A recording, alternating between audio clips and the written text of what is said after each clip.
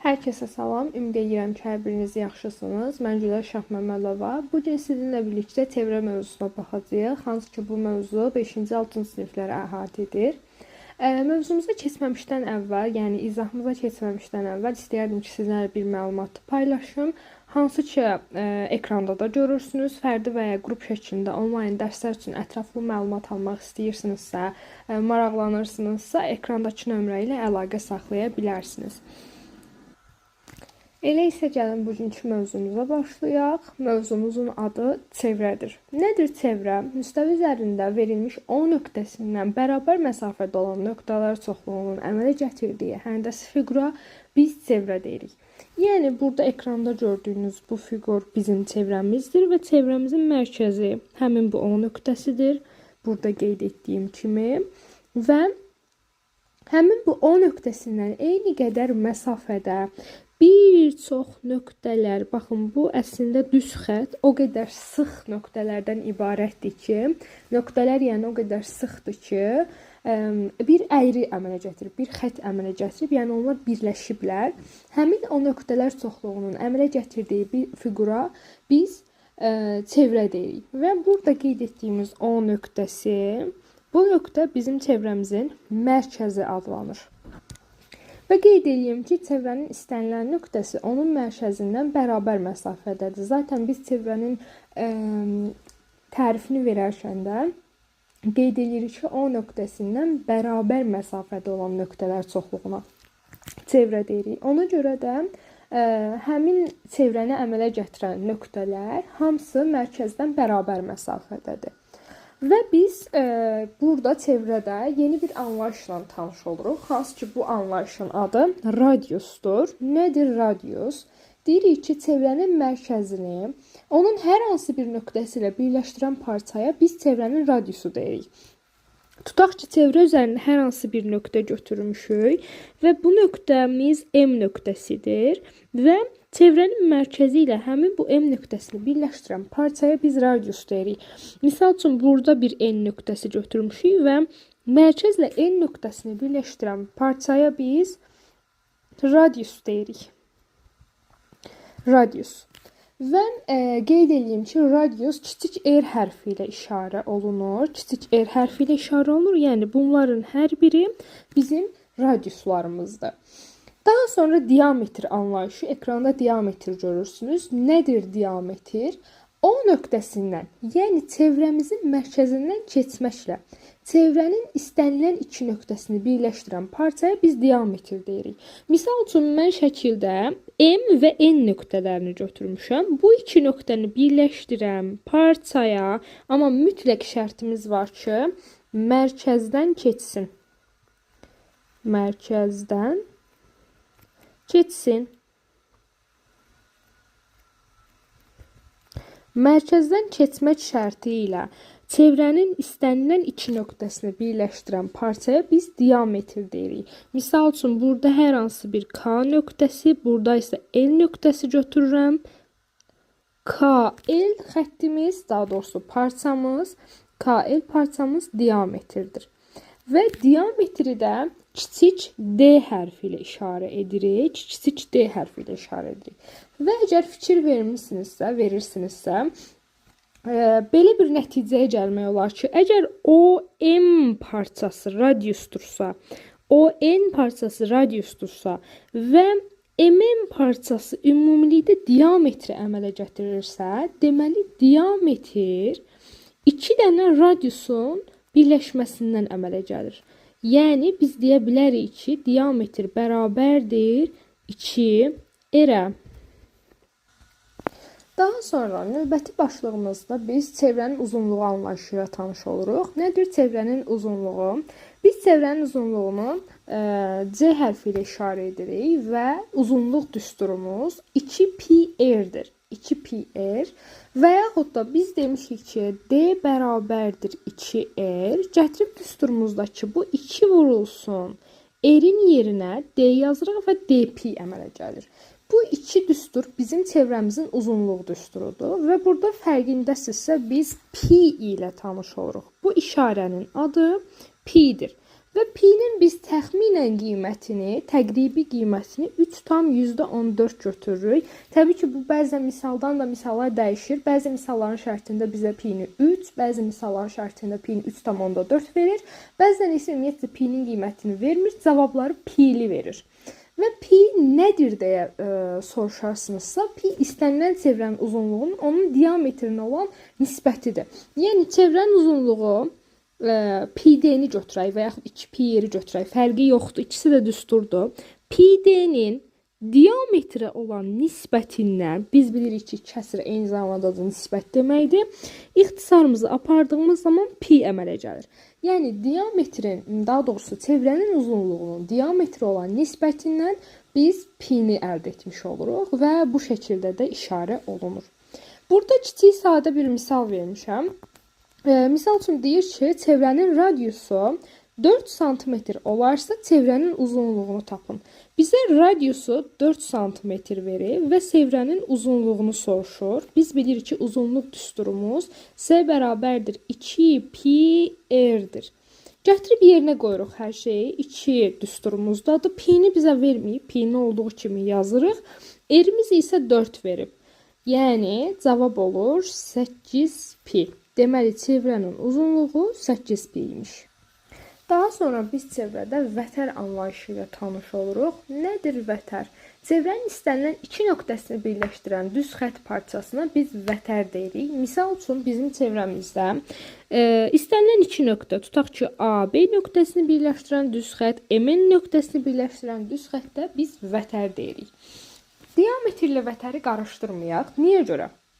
Çünki diametrdə çevrənin iki nöqtəsini birləşdirirdi. İxtiyarı hər hansı bir iki nöqtəsini, vətər də hər hansı bir nöqtəsini birləşdirir. Aralarındakı fərq ondan ibarətdir ki, diametr mütləq mərkəzdən keçməlidir. Amma vətərdə bizə o qaydanı vermir. Yəni o şərti vermir. Deyir ki, istənilən iki nöqtəsini birləşdirsin, bəsdir. Misal üçün AB vətəri, MN vətəri. Baxın, MN mərkəzdən də keçə bilər. Baxın, mərkəzdən keçib. Yenə də vətərdir. Çünki istənilən iki nöqtəsini birləşdirib. Və AB də vətərdir. Çünki yenə də mərkəzdən keçməsinə baxmayaraq istənilən iki nöqtəni birləşdirib. Bəs deyəcəksiniz ki, MN eyni zamanda mərkəzdən keçdiyi üçün diametrdir. Bəli, diametrdir və biz buradan belə bir qayda da deyə bilərik ki, diametr eyni zamanda vətərdir və diametr ən böyük vətərdir. Çünki biz nə qədər vətər çəkiriksə çəkək, baxın, belə, belə və yaxud da buradan çəkə bilərik bu şəkildə. Bunların hər biri MN vətəri qədər ola bilməz. Heç biri ola bilməz daha doğrusu. Ən böyük vətərimiz MN vətəridir və ən böyük vətərimiz də eyni zamanda diametrdir. Yəni diametr ən böyük vətərdir. Növbəti başlığımızda isə biz göz anlayışı ilə tanış oluruq. Nədir göz? Çevrənin üzərində götürülmüş iki nöqtə arasında qalan hissəyə göz deyirik. Misal üçün çevrənin üzərində bir A nöqtəsi götürmüşəm və bir B nöqtəsi götürmüşəm və AB nöqtəsi üzərində, daha doğrusu AB nöqtələri arasında qalan hissəyə biz göz deyirik. Və bu qövsü adlandırarkən ANB üzərində də belə bir göz işarəsi də çəkirik və adlandırarkən bu şəkildə adlandırırıq. ANB qövsü. Və qeyd edeyim ki, qövsün qiyməti, ümumiyyətlə göz dərəcə ilə ölçülür. Misal üçün 90 dərəcə, 60 dərəcə və sair və ilə axır. Və biz qövsün dərəcəsini tapmaq istəyiriksə, həmin qövsün söykəndiyi bucağı tapmalıyıq. Bu bucağı necə tapırıq? Misal üçün, ya bu bucaq mərkəzi bucaq olur. Baxın, burada da qeyd etmişəm. Mərkəzi bucaq ya da daxili bucaq olur. Nədir mərkəzi bucaq? Təpə nöqtəsi çevrənin mərkəzi olan bucağa mərkəzi bucaq deyilir. Baxın, burada bir bucağımız var və həmin bucağın təpə nöqtəsi çevrənin mərkəzi üzərindədir. O nöqtəsi üzərindədir. Ona görə də həmin bucağa biz mərkəzi bucaq deyirik. Və mərkəzi bucağın söykəndiyi qövsün dərəcə ölçüsü elə mərkəzi bucağın özünə bərabərdir. Baxın, bu alfa bir mərkəzi bucaqdır. Çünki təpə nöqtəsi çevrənin mərkəzinə söykənir. AOB bucağı alfa bərabərdir AOB bucağına, o da bərabərdir qövs AMB-yə. Yəni, mərkəzi bucaq elə qövsün dərəcə ölçüsünə bərabərdir. Amma daxili bucaq isə, yəni daxilə çəkilmiş bucaq isə, onun qaydası isə belədir. Tərəfləri çevrəni kəsən və təpə nöqtəsi çevrə üzərində olan bucağa biz daxilə çəkilmiş bucaq deyirik. Yəni mərkəzi bucağın təpə nöqtəsi çevrənin mərkəzindədir. Daxilə çəkilmiş bucağın təpə nöqtəsi isə çevrənin üzərində götürülmüş hər hansı bir nöqtədir. Misal üçün S nöqtəsi. AOS nöqtəsi də AOS daha doğrusu bucağı da bizim daxilə çəkilmiş bucağımızdır. Çünki S nöqtəsi, fərqli bir rənglə işarə edeyim, daha yaxşı görəsiniz. S nöqtəsi çevrə üzərində götürülmüş hər hansı bir nöqtədir. Ona görə də biz beta bucağına daxili bucaq deyirik, daxilə çəkilmiş bucaq deyirik və həmin bu bucaq beta bərabərdir bucaq ASB-yə və həmin bu bucaq digər mərkəzi bucağın yarısıdır. Niyə görə? Çünki həmin bu bucaq qövsün yarısına bərabərdir. Yəni əgər qövs daxili bucağa söykənibsə, daxili bucağın qiymətini betanı 2-yə vurmaqla biz qövsün dərəcə ölçüsünü tapa bilərik. AMB bucağını tapa bilərik. Yox, əgər mərkəzi bucağa söykənibsə, o zaman alfa özü ANB qövsünə bərabərdir. Və biz əgər betanı 2-yə vurmaqla qövsü tapa biliriksə, qövsü 2-yə bölməklə betanı tapırıq. Baxın, ən sonda yazmışam. Qövsü 2-yə bölməklə betanı tapırıq. Həmin bu qövs də mərkəzi bucağa bərabərdir deyə, mərkəzi bucağı da 2-yə bölməklə biz yenə betanı tapa bilərik. Beta bizim daxilə çəkilmiş bucağımızdır, alfa mərkəzi bucağımızdır. Mərkəzi bucaq nədirsə, qövs də ona bərabərdir. Daxili bucaq nədirsə, qövs onun 2 mislinə bərabərdir. Və bir də qeyd edeyim ki, eynən çevrənin uzunluğu olduğu kimi qövsün də uzunluğu var və qövsün uzunluğunu biz L hərfi ilə işarə edirik. Kiçik L hərfi ilə. Düsturumuz isə belədir. PR bölünsün 180 vurulsun alfaya. Burada alfa nədir? Misal üçün bizə deyir ki, alfa burada qövsün dərəcə ölçüsüdür. Tutaq ki, bizə deyir ki, 6 santimetrlik, məsələn, 120, radiusu 6 santimetr olan 120 dərəcəlik qövsün uzunluğunu tapın. Yəni buna aid biz videonun irəliləyən müddətlərində suallara baxacağıq. Hələ ki istəyirəm ki, siz qayda kimi bunu mənimsəyin, düstur olaraq başa düşün. İlerleyen zamanlarda da mən buna aid misallar göstərəcəm. O zaman daha aydın başa düşəcəksiniz. Gəlin mərkəzi və daxili bucağa aid belə bir misala baxaq. Misalımızda deyir ki, AMB qövsünün dərəcə ölçüsü 86 dərəcə olarsa, şəkilə əsasən alfa plus beta cəmini tapın. Qövsün dərəcə ölçüsünü bizə verib 86 dərəcə. Qövsümüz 86 dərəcədir və bizə mərkəzi bucaq və daxili bucaq verib. Biz demişik ki, mərkəzi bucaq elə qövsün özünə bərabərdir. ANB-yə bərabərdir.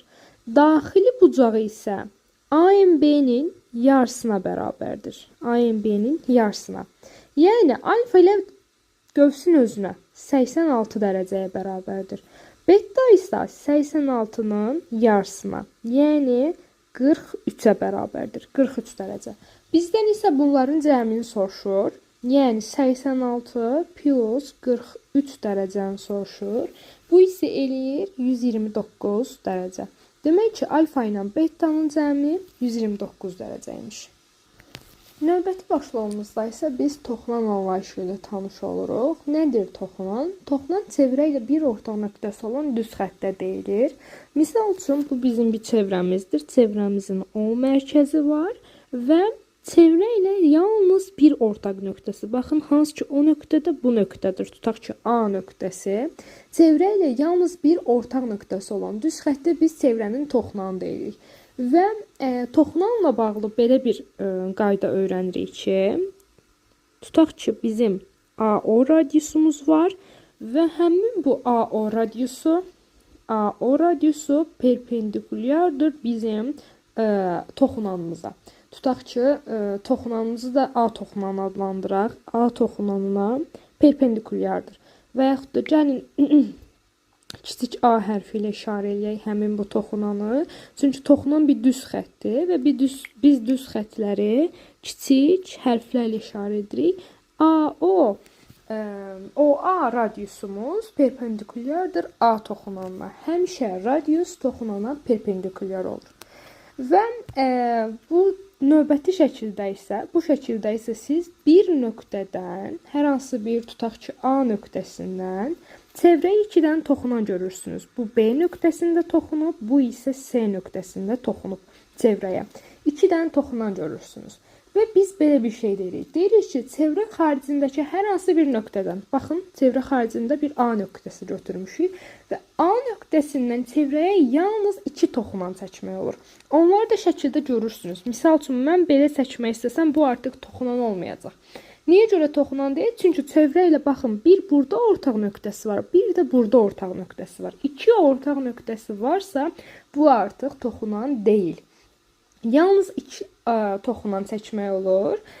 Hansı ki, onlar da AB toxunanı və AC toxunandır.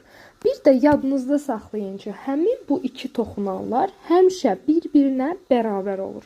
Bir nöqtədən, çevrə xaricindəki bir nöqtədən çevrəyə yalnız 2 toxunan çəkmək olur və bu toxunanlar da bir-birinə bərabər olur.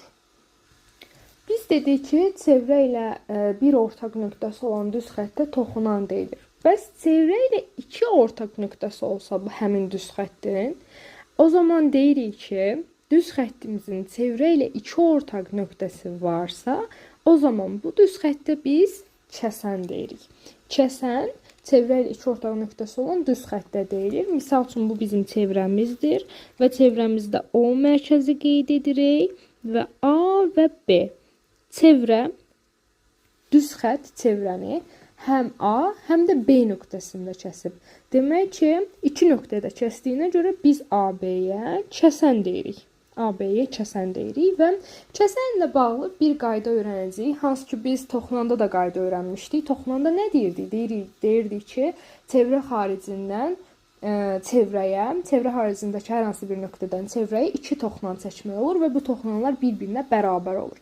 Kəsəndə isə, tutaq ki, bizə 2 dənə kəsən verib, AB kəsəni və CD kəsəni deyirik və bu çevrəmizin mərkəzidir. O zaman deyirik ki, burada CO vurulsun, baxın, CO və CO-nun ardı OD. OD bərabərdir AO vurulsun BO. Gəlin bunu biraz daha kənardan yazaq, səliqəli yazaq. Sizə daha aydın olsun. Deməli, biz deyirik ki, CO vurulsun OD bərabərdir OA vurulsun OB-yə. Bu bizim kəsənlərlə bağlı olan qaydamızdır. Kəsənlərlə bağlı olan qaydamızdır və eyni zamanda bu hər ikisi AB ilə CD kəsənlərimiz bizim eyni zamanda da vətərlərimiz adlanır. Çünki fikir vermişsinizsə, biz demişdik ki, vətər nədir? Çevrənin hər hansı 2 nöqtəsini birləşdirən düz xəttə deyirdik vətər, deyilmi? Burada da fikir verirsinizsə, AB, CD bunların hər biri vətərdir. Və həmin bu vətərlər üçün, yəni kəsənlər üçün də biz bu qaydanı deyə bilirik. Əsasən, kəsənlərlə yanaşı biz əsasən buna vətərlər üçün də qayda deyirik. Vətərlər üçün münasibət deyirik buna. Gəlin buna aid bir misala baxaq, daha aydın olsun. Deməli belə, bizim sualın şərtində deyir ki, AO 3 sm, BO 4 sm, CO 2 sm olarsa CD-ni tapın. Baxın, AO 3-dür. BO 4-dür, CO 2-dir və bizdən CD-ni soruşur. Biz nə öyrənmişik? CO-nu OD-yə vururuq, bərabər edirik AO-nu OB-yə. CO 2-dir, vurulsun. OD-miz 4-dür. OD-mizi verməyib, daha doğrusu üzr istəyirəm. OD-mizi verməyib. OD tutaq ki, hər hansı bir X olsun. X-dir, bərabərdir. AO-muz 3-dür. OB-miz isə bizə verib 4. Buradan X-i tapırıq. Vuruq, hasil. Bura 12 eləyir, 3-ü 4-ə vuranda. Və vuruqlardan birini tapdığımız zaman hasili bölürük digər vuruğa. Bu isə bizə 6-nı verir. Biz OD-ni tapdıq 6. Amma bizdən OD-ni soruşmur. Bizdən CD-ni soruşur. Yəni, ümumi bu parçanı soruşur. Baxın, buranı soruşur.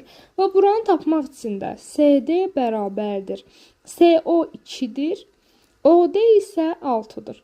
Toplayırıq və bizə verir 8-i. Daha sonra gəlirik sonuncu başlığımıza. Sonuncu başlığımızın adı isə konsentrik çevrələrdir. Nədir konsentrik çevrələr? Müxtəlif radiuslu çevrələrin mərkəzləri üst-üstə düşərsə, belə çevrələrə biz konsentrik çevrələr deyirik. Misal üçün, baxın, bu birinci şəkildəki çevrələr konsentrik çevrələrdir. Baxın, biri kiçik radiusludur. Kiçik çevrədir. Digəri isə böyük radiuslu, böyük bir çevrədir. Radiusları müxtəlifdir, amma hər ikisinin də mərkəzi O nöqtəsidir. Mərkəzləri eynidir. Və belə çevrələrə biz konsentrik çevrələr deyirik. Bir də konsentrik çevrələrin mərkəzləri arasındakı məsafə və yaxud da bu çevrələrin əmələ gətirdiyi halqanın qalınlığını soruşur bəzən bizdən.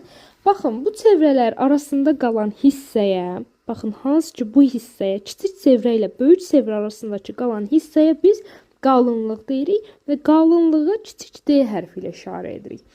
Həmin bu kiçik D-ni tapmaq istəyiriksə, nə edə bilərik? Baxın, bura kiçik çevrənin radiusudur. Hamısı birlikdə isə böyük çevrənin radiusudur. Bu kiçik hissəni tapmaq istəyiriksə, D-ni tapmaq istəyiriksə, böyük R-dən kiçik R-i çıxırıq. Əgər çevrələrin mərkəzləri üst-üstə düşürsə, bunlar konsentrik çevrələrdirsə. Bir də ola bilər ki, bizim çevrələrimiz xaricdən bir-birlərinə toxunarlarsa. Baxın, bu isə ikinci şəkildə görünür. Onlar bir-birlərinə xaricdən toxunurlar. Biri böyük radiuslu çevrədir, biri isə kiçik radiuslu çevrədir. Və bu radiuslar arasındakı, daha doğrusu bu çevrələrin mərkəzləri arasındakı məsafəni tapmaq istəyiriksə, o zaman böyük R ilə kiçik R toplayırıq. Çünki birinin mərkəzi buradadır, birinin mərkəzi isə buradadır. Onlar arasındakı məsafə isə kiçik radiusla böyük radiusun cəminə bərabərdir. Beləliklə biz 5-ci 6-cı sinifləri əhatə edən çevrə mövzusunu bitirdik. Əgər video sizin üçün faydalı oldusa, videomu bəyənməyi unutmayın və daha çox belə videoların gəlməsini istəyirsinizsə, abunə olmağı unutmayın.